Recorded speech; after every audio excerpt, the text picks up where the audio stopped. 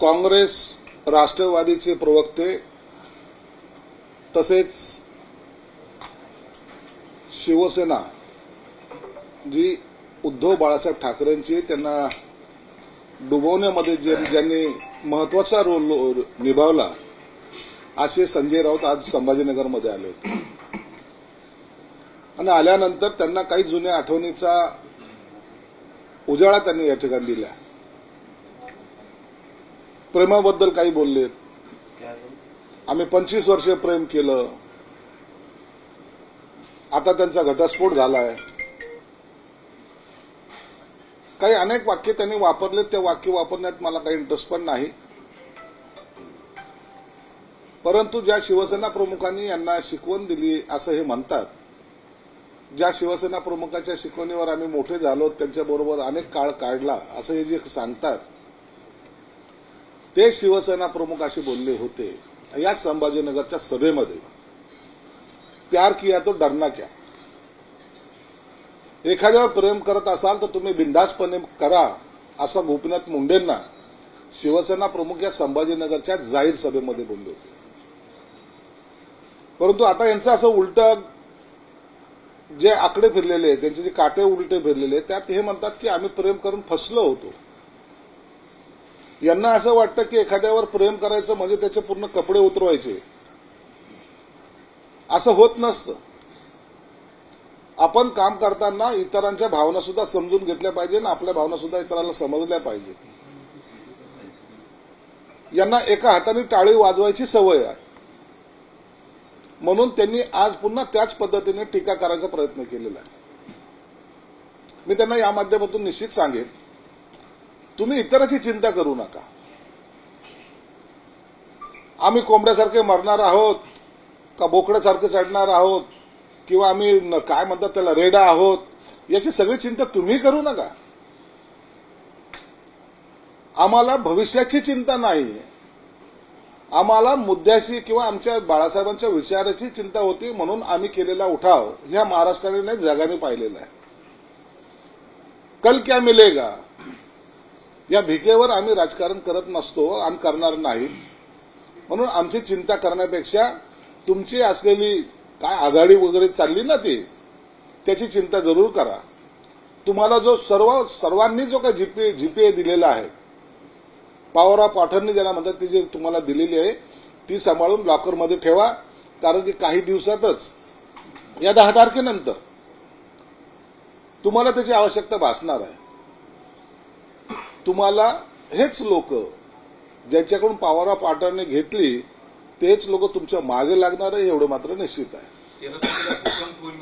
10 दिवसात गिरीश महाजनाने जे वक्तव्य केलंय की 15 दिवसामध्ये भूकंप होणार आहे, 13 तारखेला भूकंप होणार आहे, यात मध्ये सत्यता आहे. या पक्षातल्या उबाठा गटातले असतील, राष्ट्रवादीचे असतील, काँग्रेसचे असतील, तेथील कार्यकर्ते कंटाळलेले आहेत. आता ते संभ्रम अवस्थेत आहेत. नेमकं आम्ही कोणत्या पक्षाचा झेंडा हाती घ्यायचा आहे, आणि म्हणून त्यांच्यात असलेली अंतर्गत ज्या नाराजग्या आहेत त्या आता बाहेर येतील. त्यांना हे लोक ईडीचं नाव देतील. म्हणजे गेले ते गद्दार, ते धोकेबाज, त्यांना ईडीचा धाक होता, असे सगळे वाक्य हे वापरणार आहेत. परंतु कार्यकर्त्यांनी सुद्धा, इतर पक्षाच्या नेत्यांनी सुद्धा हे मनोमन ठरवलंय की आता या लाथाळीमध्ये बसण्यापेक्षा आपण एक आपल्या स्वाभिमानानं इतर पक्षात जाऊन, मग ते शिवसेना असो का भाजपमध्ये जाऊन आपण आपल्या स्वाभिमानानं जगावं. म्हणून हा मोठा भूकंप ह्या 13 तारखेनंतर होईल. म्हणजे काय समजायचं? एनसीपी, काँग्रेस, उरलेली शिवसेना, असे कोण कुठे काय येणार आहेत असं काही? उरलेले शिवसेनेचे तर कधी तयार आहेत, एका पायावर तयार आहेत ते. आता यांना जे काही त्यांनी दाखवत आलेले चॉकलेट जे दिलेले, 10 तारखेला शिंदे पाय उतार होणार, मग आपलं सरकार येणार, मग आपण पुन्हा तुम्ही थांबा, वाट पहा. 15 लोकांमध्ये सरकार आणता येते. हे जगातलं 8वं आश्चर्य आहे यांचं. 15 लोक राहिले तर कसं सरकार येईल आणि कसं चालेल, हे काहीही कल्पना विलास करू शकतात. स्वप्न दाखवण्यामध्ये लोक पटायत आहे. 15 लोकांचं हे सरकार स्थापन करणार आहे. आणि म्हणून तरीही काही लोकांनी थांबा, ठीक आहे ना, 10 तारखेची वाट पाहू. 10 तारखेला जेव्हा यांची वाट लागेल त्या टायमाला खऱ्या अर्थानं हे सगळेजण शुद्धीवर येतील. पण कोण कोण येणार आहे काही असेल ना? आहे ना नावं सगळे. आता डिक्लेअर कशाला करू द्या बिचारांच्या ह्याच्यावर कशाला आणखी नंतर त्यांना बी कस्टडी त्यांच्याही मागे आणखीन काय त्यांचे ते पंटर राहतील हे न करता त्यांना 10 तारखे जाऊ द्या. 10 तारखेला सगळं चित्र स्पष्ट होईल. तुम्हाला सांगतो ही लोकसभा आणि विधानसभा या पक्षाकडे उमेदवार राहतील का नाही ही सुद्धा शंका आहे. तुम्ही म्हणाले की जगातलं आश्चर्य, कारण 15 लोक शिल्लक आहेत, पण काटे फासे कधी नेहमी फिरत असतात इकडे तिकडे तिकडे इकडे, असं तुम्ही कुठल्या मुद्द्यावर म्हणता की ठाम? अहो निकाल लागला की 15 लोक त्यांना अपात्र एक तर व्हावं लागेल किंवा पक्ष इतर जॉईन करावं लागेल. आणि आमच्या पक्ष जॉईन करण्याशिवाय त्यांना पर्याय नाही. हे साधं गणित आहे. अपात्रतेचे घ्यायचं आहे, सर्टिफिकेट घ्यायचं आहे का पक्षांतर करायचंय हे तातडीने त्यांना लक्षात येईल. त्याच्यासोबत काँग्रेस एनसीपी आहेच ना. काँग्रेस एनसीपी त्यांचा विषयच कुठं राहिला. त्यांना फोडायला आता आमचा संजय राऊत मजबूत आहे. ते आम्ही सुपारी संजय राऊतला दिलेली आहे. आताही तुम्ही पाहिलं तर राष्ट्रवादीमध्ये असलेले जे काही 2-4 चेहरे आहेत असं ते मानतात, त्यांच्यामध्ये जे काही वादविवाद चालू आहे.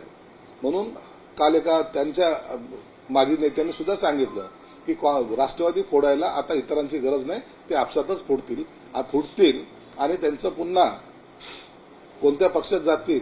मला वाटतं लवकरच त्यांचं सुद्धा काँग्रेसमध्ये विलिनीकरण होईल की काय अशी शंका वाटायला लागली. महायुतीच्या बैठकीमध्ये घटक पक्षांची काल तीव्र नाराजी दिसली होती.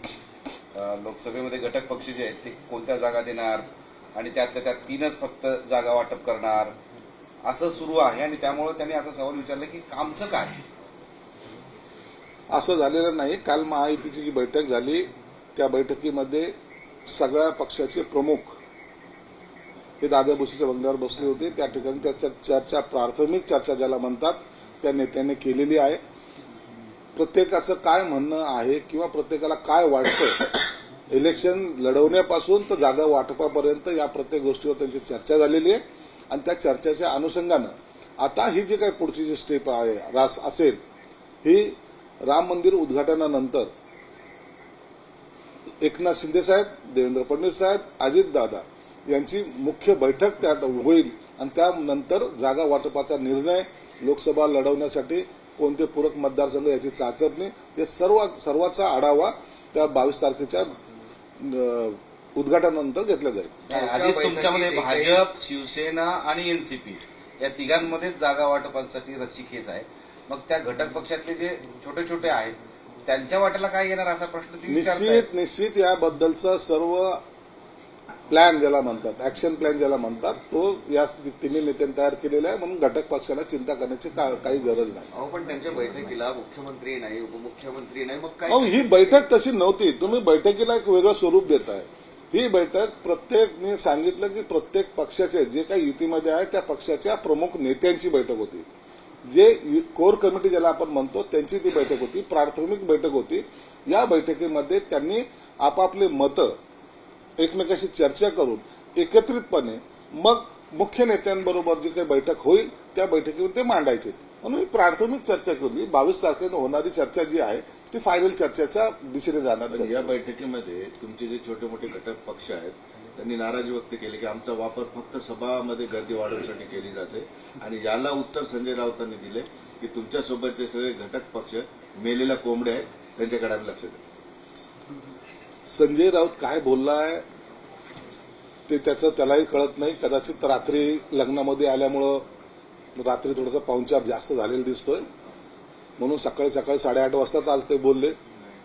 उतरण्याच्या पहिलेच आपण बोललेलं बरं असं कदाचित त्यांचं असल भ्रम असेल. म्हणून ते बोललेले रात्रीच्या कोंबड्या सकाळी त्याच्या पोटामध्ये कावकाव करत असल्यामुळं त्यांनी ते उदाहरण दिलेलं आहे. आमच्यामध्ये कोणताही मतभेद किंवा वाद नाहीत हे तुम्हाला स्पष्टपणे सांगतो. तसं काही हँगओव्हर दिसत नव्हता राऊत हे बगर हँगओव्हरचे दिसत नाही असं तुम्हाला म्हणायचंय का? राऊत हे हँगओव्हरमध्येच असतात नेहमी. म्हणून त्यांचा हँगओव्हर ना कधी उतरत नाही.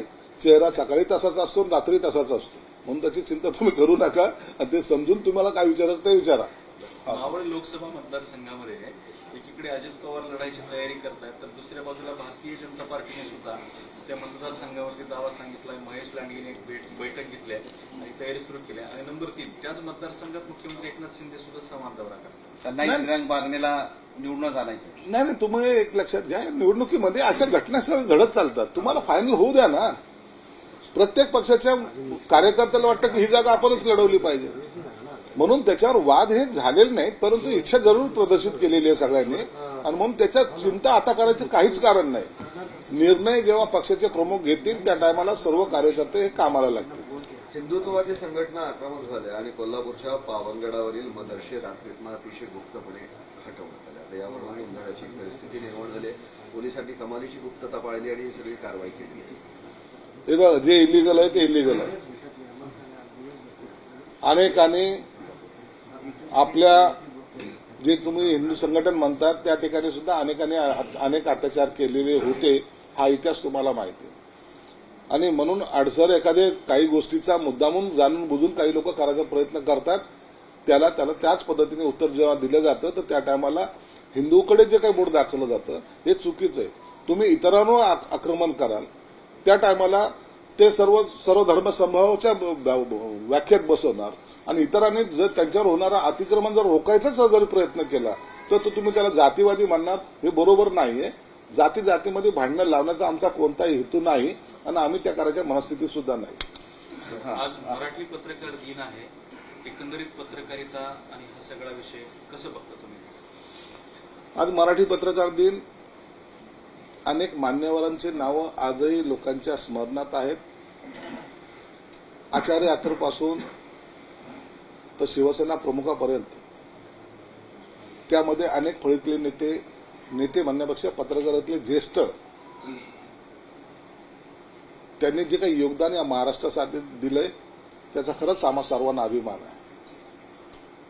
पत्रकारिता कशी असावी, आज या पत्रकारितेला काही लोक बाजारू समजतात, परंतु त्यावेळेचे जे काही पत्रकार होते ते पत्रकार आजही असे अनेक पत्रकार आहेत ज्यांच्या शब्दाला, ज्यांच्या लेखणीला एक आगळं वेगळं महत्व आज आहे.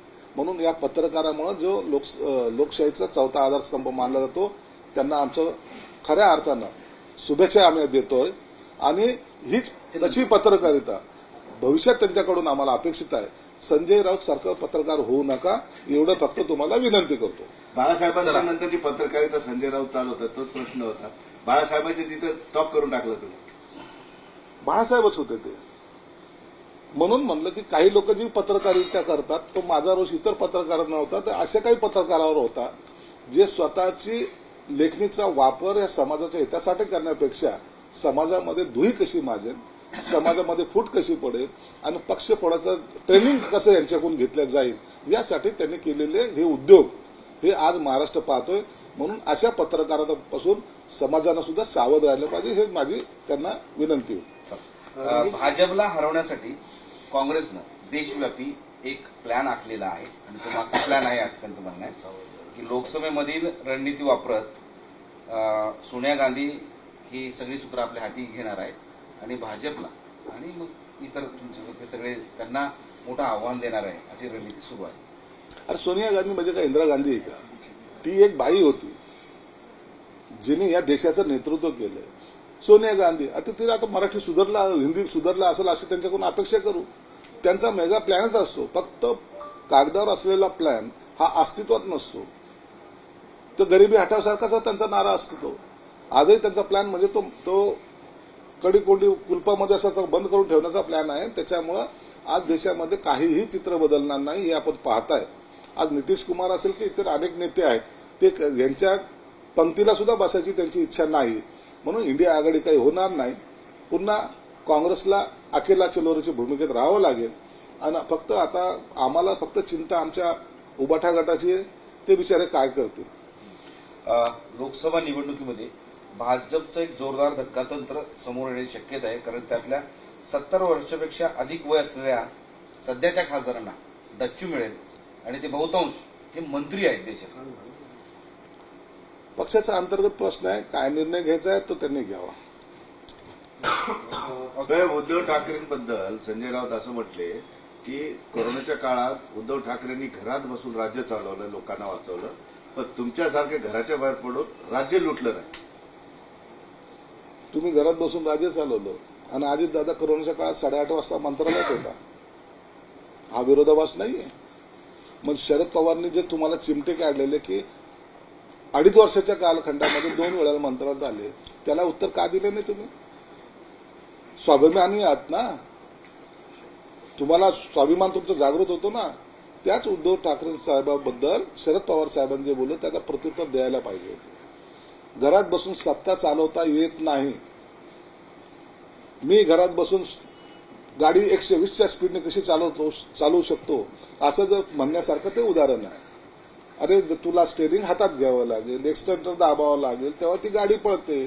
घरात बसून मी ऑटोमॅटिक गाडी चालवली, मी ऑटोमॅटिक चंद्रावर गेलो, मी ऑटोमॅटिक सर्व शेतकऱ्याचा प्रश्न सोडवले. असं कसं होतं बाबा? वस्तुस्थिती काय याची जाणीव ठेवा. आजही तुम्ही घरात बसल्यामुळं लोक आज तुमच्यावर टीका करतायत. एकही उदाहरण असं तुमच्याकडे नाही ज्या 2.5 वर्षाच्या कालखंडामध्ये आपण सर्वात लोकांच्या लक्षात राहील असं एखादं काम केलं. म्हणून लोकांच्याही मनात आहे आणि तुमच्याही मनात आहे की उद्धव साहेबांनी घरात बसावं. त्याचा तुमचं जे काही मनात आहे ते काम आम्ही करतो, आम्हाला तुम्ही सहकार्य करा. तुमच्या आधीच्या शिवसेनेकडून सध्या निवडणुकीचं रणशिंग फुंकलं गेलेलं आहे आणि गिरगावामध्ये अरविंद सावंतासाठी आदित्य ठाकरे स्वतः मैदानात उतरणार आहेत आणि ते सभा घेऊन वा वा काय निशाणा साधणार? वा वा वा. आदित्य ठाकरे सभा म्हणजे बाळासाहेबांची सभा ना ती. काय काय चाललंय चिल्लर पोर खेळ? रणशिंग काय फुटत? आता हे ऐतिहासिक शब्द वापरायचं बंद करा. अरविंद सावंतसाठी आता रणशिंग फुंकलंय. अरे महाराष्ट्रात फिरा ना बाबा, तर शेतकऱ्यांचं काय चाललं ते पहा ना. त्या आरक्षणाच्या मुद्द्यावर जे रान पेटलं त्याच्याकडे लक्ष द्या ना. तुम्हाला टेंडर आणि ते मुंबई महानगरपालिका आणि त्याच त्या शेंबड्यात पडलेल्या माशीसारखं तिथेच घुटमळाची जी सवय आहे ती आता बंद करा. लोकांना याच्यात काही इंटरेस्ट राहिलेला नाही. ओके. सिंधुदुर्गमध्ये एक बातमी अशी येते की सिंधुदुर्ग रत्नागिरीची महायुतीची जागा ही निलेश राणेंना मिळावी यासाठीचा आग्रह आहे आणि त्या ठिकाणी जे नारायण राणे राज्यपालपदी त्यांची वर्णी लागेल. या सगळ्या गोष्टीच्या ज्या अफवा चाललेल्या आहेत या इलेक्शन काळामध्ये चालत असतात, त्याच्यावर चर्चा होत असते. अनेक लोक इच्छुक असतात, अनेक लोक पक्ष बदलत असतात. म्हणून या चर्चा जोपर्यंत आचारसंहिता लागत नाही तोपर्यंत ही चालत राहणार आहे. म्हणून यावर आता बोलणं उचित नाही. ज्या वेळेला ती निवडणूक लागेल त्या टायमाला कळेल की कोण कोणत्या पक्षात आहे. आजकाल कुणाचा कोणत्या पक्षात कधी जाईल याचा काही भरोसा नाही. म्हणून आम्ही जे काही बोललोय भूकंप होईल किंवा हे सर्व होईल त्या अनुषंगानेच आम्ही सुद्धा हे असे स्टेटमेंट दिलेले आहेत. म्हणून थोडं थांबा, वाट पहा. 10 तारीख ही अत्यंत त्यांच्यासाठी महत्वाची आहे आणि 10 तारखेला मला वाटतं आता 4 दिवस बाकी आहेत. 4 दिवसानंतर कोण कोणाला पेढा भरतोय हे तुम्हाला पाहायला मिळेल. आता तुमची शिवसंकल्प यात्रा आजपासून सुरू होते महाराष्ट्रात आणि ती शिवसंकल्प यात्रा कशासाठी असा लोकांना प्रश्न पडलाय. तुम्ही तर म्हणता की आम्ही काम केले वगैरे. आम्ही लोकात जायची आमची मानसिकता आहे. आम्ही दरवेळेला कोणत्या ना कोणत्या कारणामुळे जनतेमध्ये राहू इच्छितोय. आम्हाला घरात बसून राज्य चालवायचं नाही. म्हणून आजही मुख्यमंत्री मुंबईच्या रस्त्यावर उभे राहिलेले तुम्हाला दिसत आहेत. महाराष्ट्रामध्ये पहिल्यांदा अशी घटना कधी झालेली नाही. ती घटना आजही मुख्यमंत्री करतायत. तुम्ही पाहिलं रात्री मुख्यमंत्री इथं होते, सकाळी पुन्हा आमच्या कार्यक्रमाला ते हजर आहेत. काम करत राहिलं पाहिजे. मुख्यमंत्र्याचं एक वाक्य सर्वात महत्वाचं, तुम्ही टीका करा, आम्ही काम करू, आम्ही कामाने तुम्हाला उत्तर देऊ. हेच आमच्यासाठी महत्वाचा विषय आहे. आता एक बातमी आली की पोलीस कर्मचाऱ्यांवर हात उचलणाऱ्या आमदारांचा विषय फार चर्चेत होता, संताप व्यक्त होता. आता त्या आमदारांवर गुन्हा दाखल झालेला आहे. जी कायदेशीर प्रक्रिया ती झाली असेल त्याबद्दल काही चिंता करण्याचं कारण नाही. ओके. बहुत बहुत शुक्रिया. आजचा दिवस तुम्हाला शुभेच्छा. आजच्या दिवसासाठी सुखाचा जावो आणि आनंदाचा जावो. आणि तुम्हाला तुम्ही दुपारी यांना ते हा, काय जे चला चला करणार आहे ते वास खाऊ वास घाला. वास. वकिली कशाला करता? मी थेट मिळतो ना. मला मारले नको. साहेब, ते काल मला ऐका ना, नको. त्याच्यावर तुम्ही काल बऱ्याच जणांनी बोलला, पण एक गोष्ट अशी झाली पण मारणं एक गोष्ट योग्य अशी कसं झाली आहे की पोलिसाला? अजित आपले रोहित पवार यांच्या बोलताय. कारखान्यावर आयकरांनी छापे घातलेले आहेत आणि त्यामुळे सुद्धा आता पुन्हा निवडणूक आली की मग हे वॉशिंग मशीन सुरू होणार असा वडेट्टीवारांनी आरोप केला होता. निवडणुकीच्या तोंडासमोर विरोधकांना त्रास देण्यासाठी असं सगळं केलं जातं असा आरोप होतोय. नाही या आरोपाला काही तुम्ही गांभीर्याने घेऊच नका यांच्या आरोपाला. यांनी केलेले पाप जे आहेत ना, हे पाप आता धुण्याचं काम आता ते वॉशिंग मशीनच्या माध्यमातूनच मोदी साहेब करतायत. तुमची जे तुंबड्या भरल्या होत्या ना, मग एकीकडे तुम्ही आता विषय वाढला तर तो काही जाता येईल, लांबपर्यंत जाता येईल. ज्यांची 10 रुपये कमवायची अवकत नाही त्यांच्या नाव त्या कामाला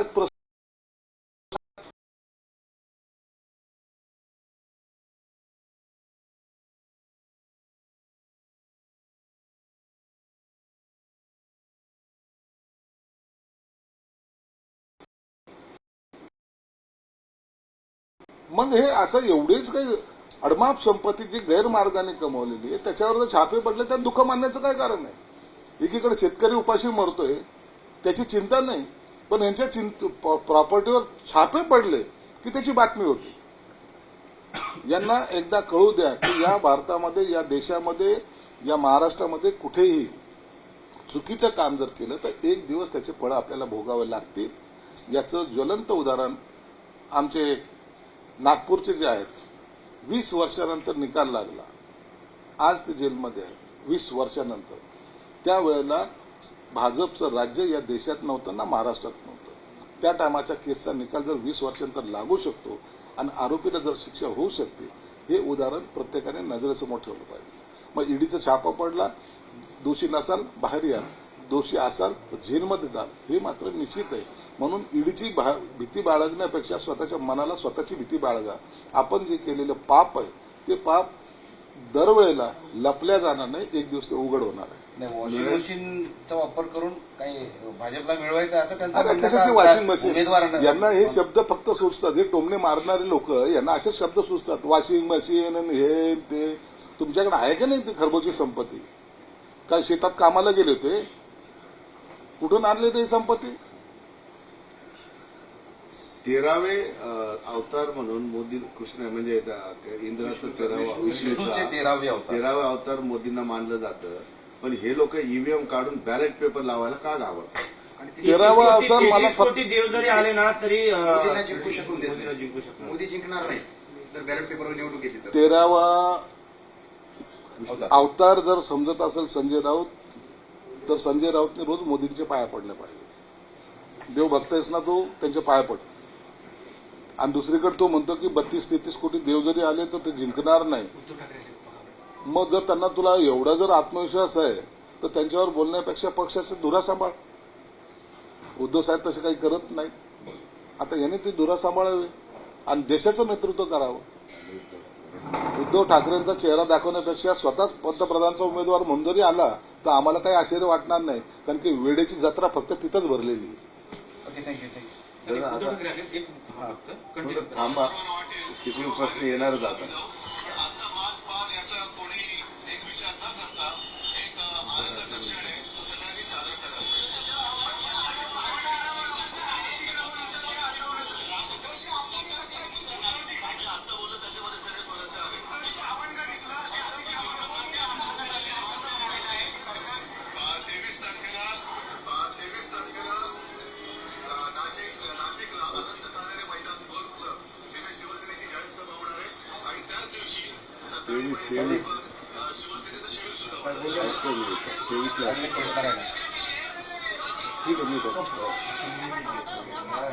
काय बोलले नाही?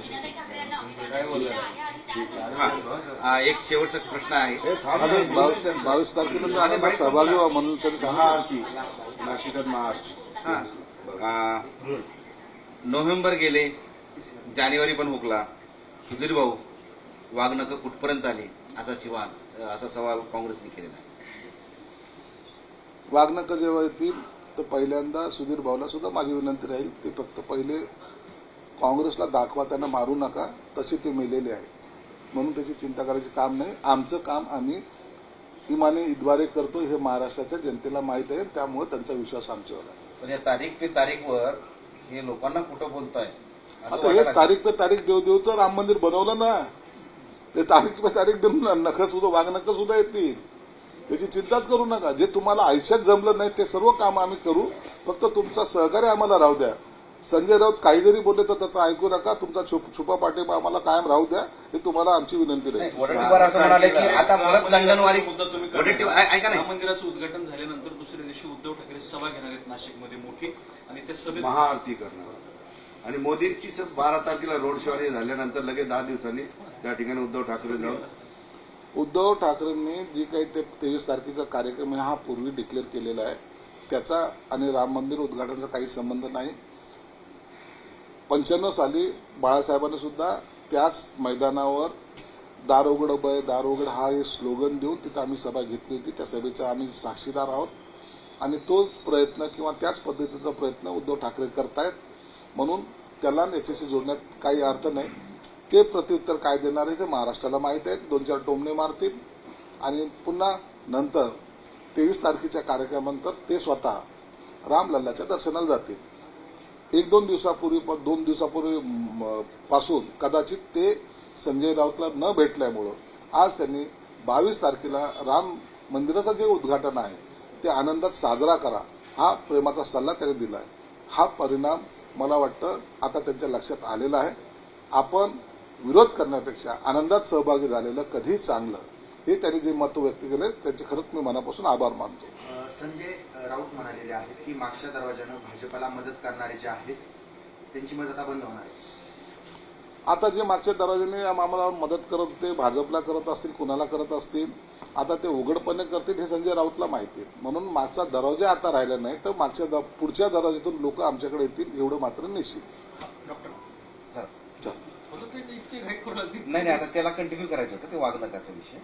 ते बोलले ते वाघनका संजय राऊत नाही असं म्हणाले. वडट्टीवार असं म्हणाले की त्यांनी ट्विटरवर ट्विट केलेलं आहे की नोव्हेंबरला आणणार होते, नोव्हेंबर हुकला, जानेवारी हुकला, आता नेमकं ही वाघनका कधी आणणार का त्याच्यासाठी पुन्हा लंडनवारी करणार का पुन्हा नवीन तारीख देणार असा एक खोचक सवाल केलेला आहे. अहो एखाद्या सरकारमधल्या मंत्र्यांनी त्याच्या खात्यासंदर्भात असलेल्या म्हणजे संबंधित विभागातर्फे जर काही प्रयत्न करत असेल त्याला काही कालावधी लागत असेल तर त्याच्यावर एवढी चिंता करण्याची काही गरज नाही.